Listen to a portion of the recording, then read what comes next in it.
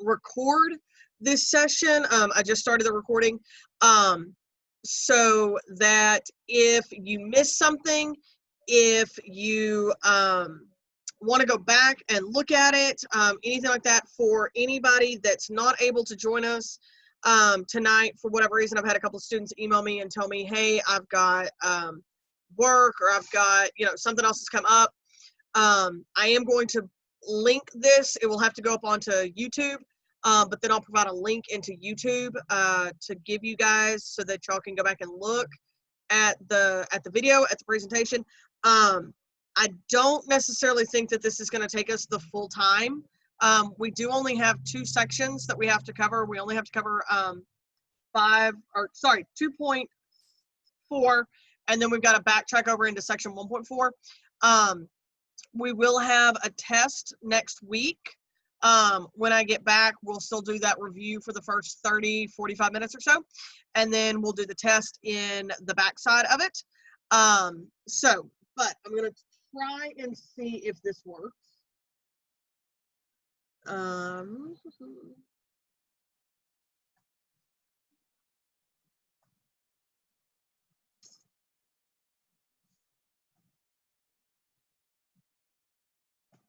Okay, I'm going to try this again.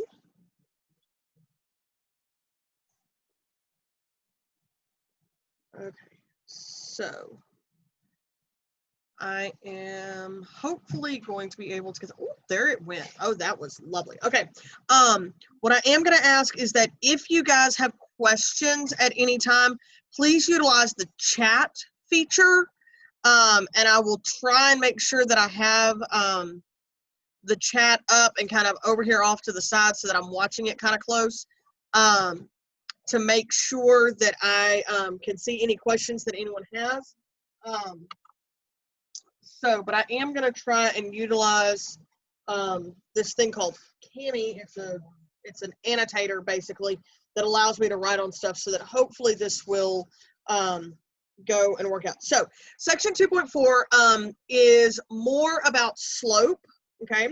And so what we've got going on here is we're going to start with parallel lines, okay? So we know parallel lines don't touch each other, so they don't cross each other. Now, the way that this is termed or presented mathematically, they present the first 2 ideas look very, very similar to each other, but it has to do with what you're given versus what you can assume knowing what you were given, okay? So the first thing is, if 2 non-vertical lines are parallel, so I am told line 1 and line 2 are parallel, or they're given to me in a graph picture, and I am shown that they are parallel, then they must have the same slope. So then, as the kind of afterthought to that is,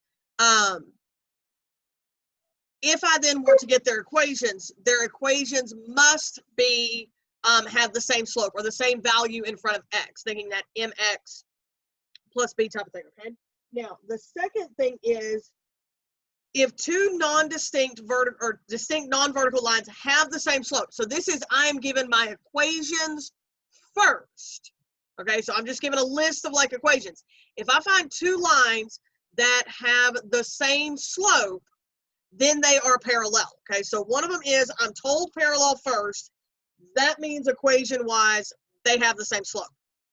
The reverse, or the reverse of that is, if I'm given equations and I go, oh, look, these 2 have the same slope, then I know they must also be parallel, okay? So it kind of depends on what I'm handed first, oftentimes done with graph stuff versus equations, okay? And then the last thing is 2 distinct vertical lines. Now, if you remember 2 weeks ago, I had little Bob the skier, and Bob's life went undefined at the end of the trip. Or he said the undefined word, either or. With that undefined, you can't compare things, okay? In order to do comparison, it's got to be a number. I can compare 0 to 0, like that's fine. I can do 0 slopes, and I can do numbered slopes, but we can't do undefined slopes, okay? Because there's not an actual numeric value to it, so you can't compare them. So they state as a rule or as a fact, two vertical lines, as long as they're two different vertical lines, are going to be parallel. Period, end of story, end of discussion. Okay?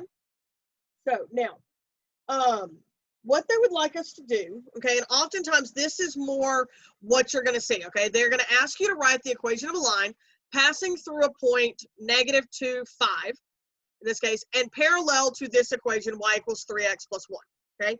And for this particular one, they want us to put it in point slope format. That is the style that they want us to put it in. So first thing is just dealing with our stuff. When we deal with parallel slope, we know that this one has a slope of 3. That is going to be the slope for my new one, okay? So M is going to be 3.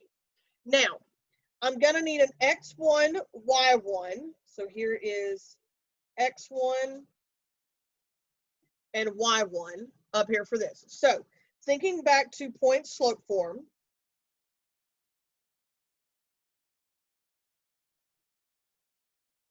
this is point slope form.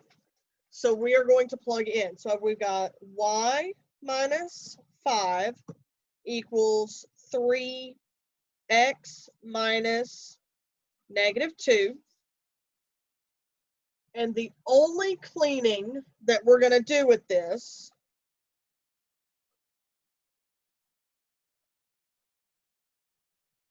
is we'll clean up that double negative, subtract a negative thing to make a plus. Okay, and there's where we're going to leave that. Okay, so I know it's parallel because it has the same slope. I made sure that it went through the point -2, 5 when we did it, and we made sure that I kept it in the correct format that they wanted it kept in. Okay. Okay, so now let's talk about perpendicular lines. Now, they make kind of the way they state for perpendicular lines is a little different than what we normally would say, okay? So perpendicular lines, number one, they have to cross each other, okay? Not only do they have to cross each other, and I'm not just talking like, oh, they cross each other, you know, type of thing. They have to cross each other at perfect 90 degrees, okay? So the way that we guarantee this to happen, okay, the kind of algebraic way, which is what they're going to talk about, and again, they state this with kind of the two parts in the beginning, and then they're going to talk about vertical lines. So two non-vertical lines are perpendicular. So they gave us the graphics or something. They showed us, hey, these cross at 90 degrees. Great. The product of their slopes is -1. Now, that's where we all get a little different, okay? We actually talk about that the slopes are flipped and switched. Okay, so the slopes are going to be flipped and switched. And by that I mean, if it's a fraction, you are literally going to flip that fraction over. And if the original slope is positive, then the perpendicular one has to be negative. If the original one was negative, then the perpendicular one will be positive. Again, with the flip. Now, you may have to create slopes, okay? Like put them over 1, something like that. Now, okay, so then we've got the product of, if the product of two slopes of two lines is -1, again, if we notice that their slopes are flipped and switched, then the lines are perpendicular. That's kind of the kind of backside assumption that we get. Now, they handle horizontal and vertical lines separately because horizontal lines have a slope of 0. Remember, Bob had 0 fun across the top of the mountain. And vertical slopes are undefined. Guys, 0 times anything is still 0, and 0 times undefined you can't do because you don't know what undefined is. So therefore, this is another one of those like statements of fact. And if you think about it though, the x-axis is horizontal, the y-axis is vertical, and they do cross each other at 90 degrees. So, and those are just an example of a vertical and a horizontal line, okay? So here we go looking for this, okay? So it says find the slope of a line. We're actually going to find the equation, the full equation of the line, that's perpendicular to the point, to the line whose equation is x plus 3y minus 12 equals 0. through the point 1, -2. Okay, now we are going to do the full thing. Now, first thing we're going to do, okay, is I'm just going to rewrite.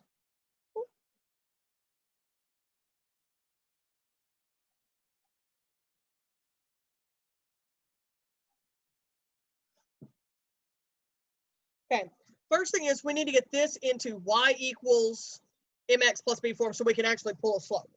So I'm going to add 12.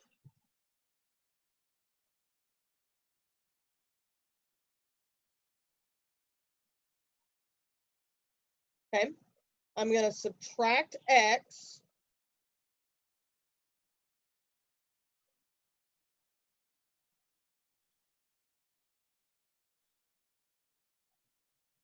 Okay, and then we're going to divide by 3. Okay, so now I've got y equals. Now, that 3 has got to divide both the -x and the 12. Okay, and I am going to write those separately.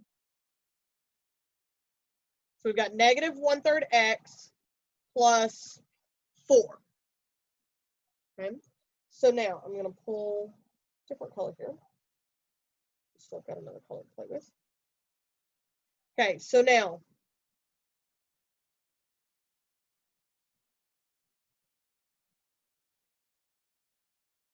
okay, so for our perpendicular slope, we've got to take that -1/3.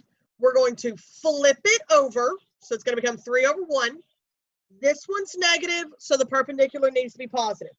So my m is going to be 3/1. Okay, so it's flipped.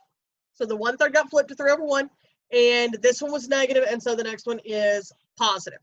Okay, so we can also just write that as 3. So now, to finish writing this up into our equation, we're going to kind of zoom this in just a little bit. I've got y, oh, hello, y minus -2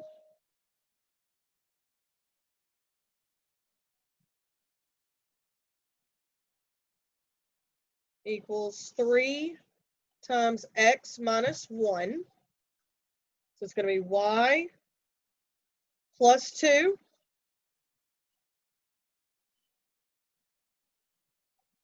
okay, and if they wanted it in, ooh, that is all sorts of ugly.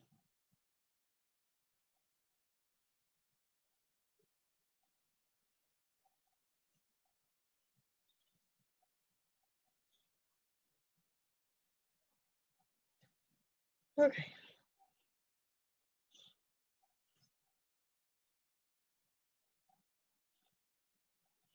Okay, if they wanted it in point slope, then we would have that. Okay, now,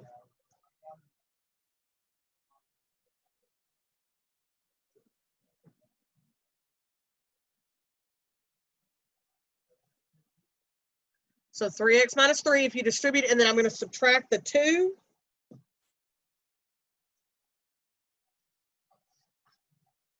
This would be slope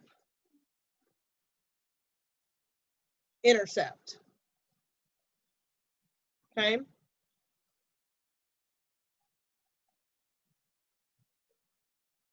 And again, the way I came up with all of that is I used this same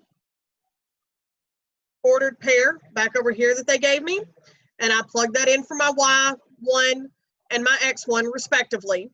Okay, and then we just kind of worked and processed our way through it.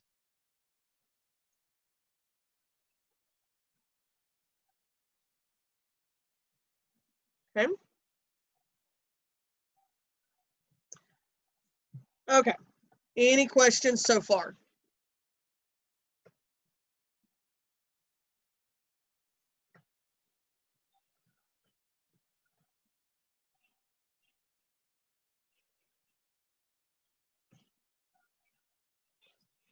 Okay, not seeing any yet. So, okay, now, next thing is slope as a rate of change. Okay, now, what they're going to do with this slope as a rate of change, this is kind of in the application type stuff, okay? One of the things that happens is sometimes we're not necessarily worried about the like small detail. We want it over kind of a span of time. So we'll call things as a rate of change. Sometimes you will also see this called an average rate of change, and they'll do this within a function. The formula for this, guys, do remember that f of x was just the fancy way to say y equals, we talked about f of x equals, and it was a replacement for y equals. Basically, this formula here is still just the slope formula, y2 minus y1 over x2 minus x1. It's just gussied up, okay? They just fancied it up and called it f of x2 and f of x1 when they did this, okay? So we take a look. We've got in 1990, 9 million adult men in the United States lived alone. In 2008, 14.7 million adult men in the United States lived alone. Use this information to find the slope of a linear function representing adult men living alone. Express the slope to 2 decimal places and describe what it means. Okay, so what we have here is we have a pair of points. We have 1990 and 9, and we have 2008 and this 14.7. Okay, so this is going to be x1 and y1, and this will be x2 and y2. Okay, so we have 14.7 minus 9 over 2008 minus 1990. Okay, so we've got 5.7 divided by 18.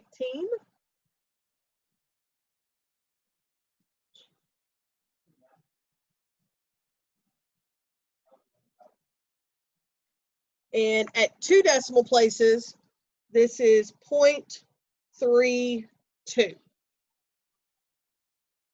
Okay, so there's what that is in decimal. Okay. Now then, when we want to describe what that means, and I'm going to pull this up into a text box so that I can type a little bit better. Okay, now it is positive, so that means it is an increase,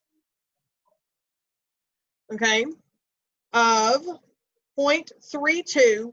Now, it's the unit on, it's whatever the top thing's talking about. So the top part was million, so 3.2 million per, and then whatever the bottom thing was about, year.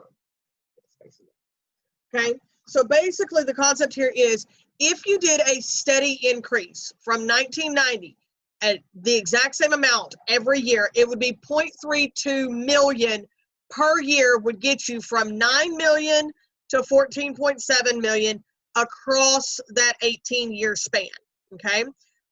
Oftentimes they will ask what the slope means. If it's a positive, then you're increasing. If this had been a negative, then I would have said it was decreasing, okay? So this is one of the things that we see done in application when they do this, okay? So now, the last thing we've got to do in this section, okay, is they want us to find an average rate of change for f of x equals x cubed from x1 equals -2 to x2 equals 0. So what's going to happen here is I need to find f of x1, which is going to be f of -2, which is going to be -2 cubed. Okay, so we've got -2 times -2 is going to be 4 times -2 is going to be -8. And then I need f of x2, and that's going to be f of 0 equals 0 cubed, and 0 times 0 times 0 is still going to be 0, okay? So now, our formula was f of x2 minus f of x1 over x2 minus x1. So f of x2 is 0 minus f of x1, which is negative 8, over x2 is 0 minus x1, which is negative 2. So I've got 0 plus 8 over 0 plus 2. Okay. So now we're going to have 8 over 2. Ooh, that was bad. Over 2, which is going to be 4. Okay, and you could leave it as 4 over 1 if you were needing to put it in still in a fraction format, but certainly if we can reduce down to whole values, then we reduce down to whole value when at all possible, okay? So hopefully you kind of have followed along with, you know, this idea of parallel and perpendicular, and then kind of a couple of the application things that are going to come with slope, okay? So now, the other PowerPoint that we're going to talk about is section 1.4, and this is going to be complex numbers, okay? So,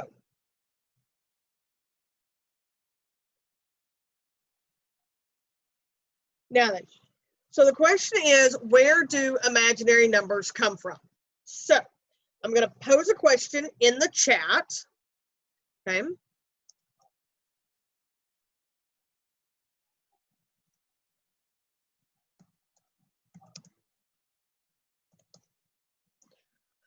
I want to know, what is the square root of 25?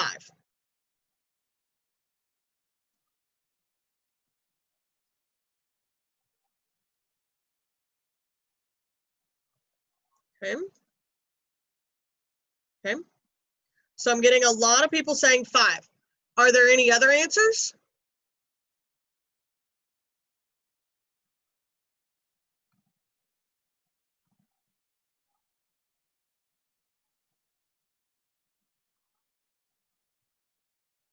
There we go. Some of y'all are starting to get it.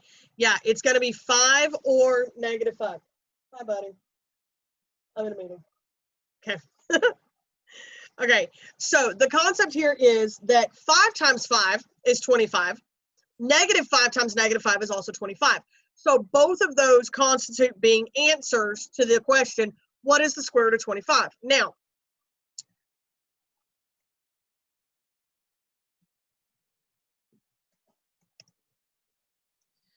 this is where the next question came up. What's the square root of negative 25? Now, some of y'all may already know where this is headed, okay? The problem that we have with the square root of a negative is, when I asked you what the square root of 25 was, it's 5, because 5 times 5 is 25, or negative 5, because negative 5 times negative 5 is 25. The problem is with being asked, what's the square root of negative 25, okay, is the only way you can have that happen is with a 5 and a negative 5, as far as if you're trying to create pairings. But that goes against what it means to be a square root, because in order to do square root, it's got to be the same thing, okay? So what they did, and I'm going to come back up to this kind of starter page up here, okay, just to do this, okay?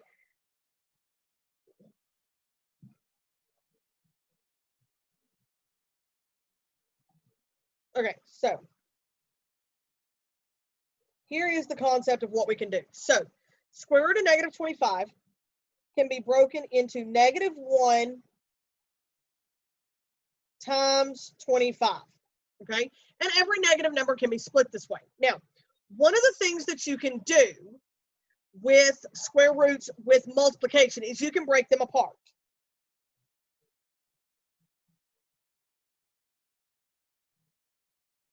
Okay? Now, you can't do this with addition and subtraction, okay? So if this had been like -1 plus 25, it doesn't work that way, okay? This only works with multiplication and division when it goes over to division, okay? So now then, this part of this, we go back. Even if we were just going to give just the positive answer, just 5, okay, we would now have square root of -1 times 5. Now, this other part is the part that mathematicians were like, well, crap, what do we do with this? And so they did what they always do. They go, well, we don't want to deal with it. We don't know how to deal with it. There's not a real good way to deal with it. So we're going to call it the letter I. Okay.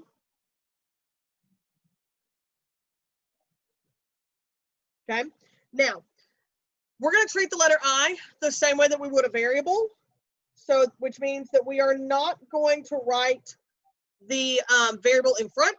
So now the square root of -25 would be 5i.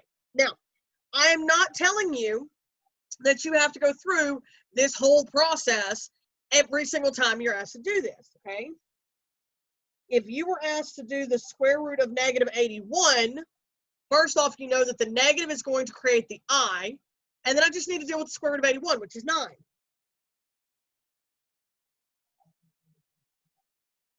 Okay, so we get that it's 9i. Okay, so now then,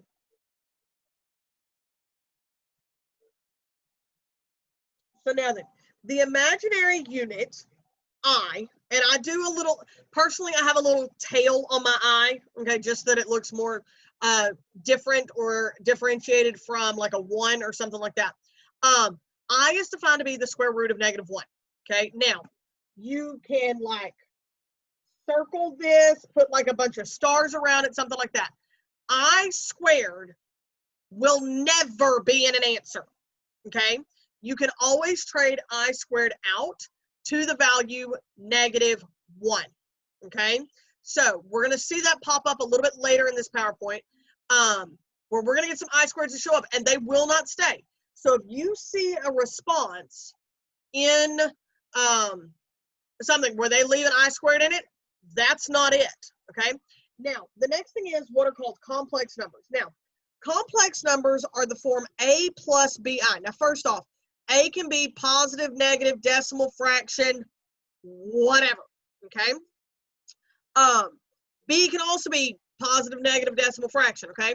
But the concept here is you have A, which is the real part, and you have BI, which is the imaginary part, okay? Now, as long as there is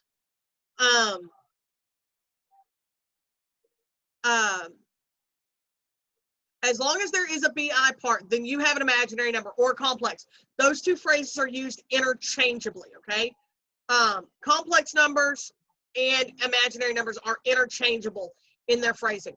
Now then, if they only have a BI, like what we just saw, 5i, 9i, half I, -3/4 I, anything like that, where there's not a front part to it, then that is called a pure imaginary number.